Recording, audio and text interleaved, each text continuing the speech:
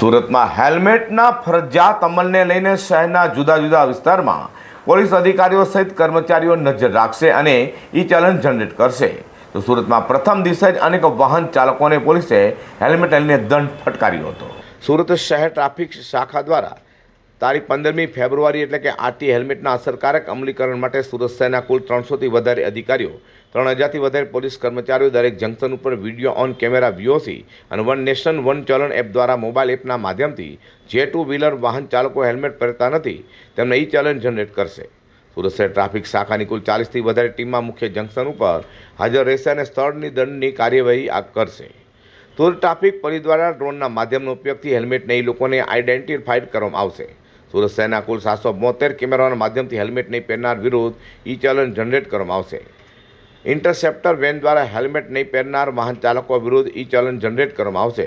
જે વાહન ચાલકોના 5થી વધારે હેલ્મેટ નહીં પહેરવા બાબતે ઈ ચલણ જનરેટ થયેલા હશે તેવા વાહન ચાલકોના લાયસન્સ સસ્પેન્ડ કરવા માટે RTO રિપોર્ટ પણ કરવામાં આવશે.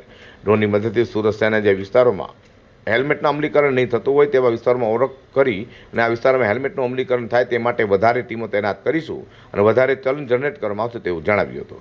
સુરત શહેર ટ્રાફિક શાખા દ્વારા માનનીય CP સાહેબના માર્ગદર્શન હેઠળ કુલ 45 દિવસનું હેલ્મેટ અવેરનેસનું કેમ્પેઇન ચલાવવામાં આવેલું.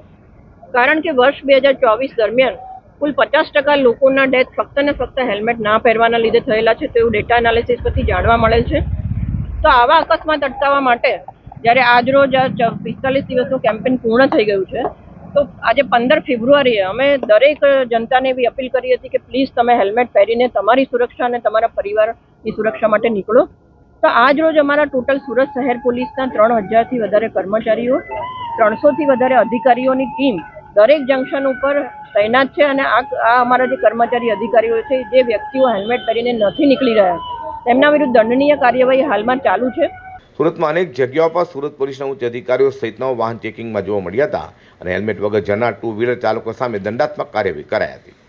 Bureau report G10 news.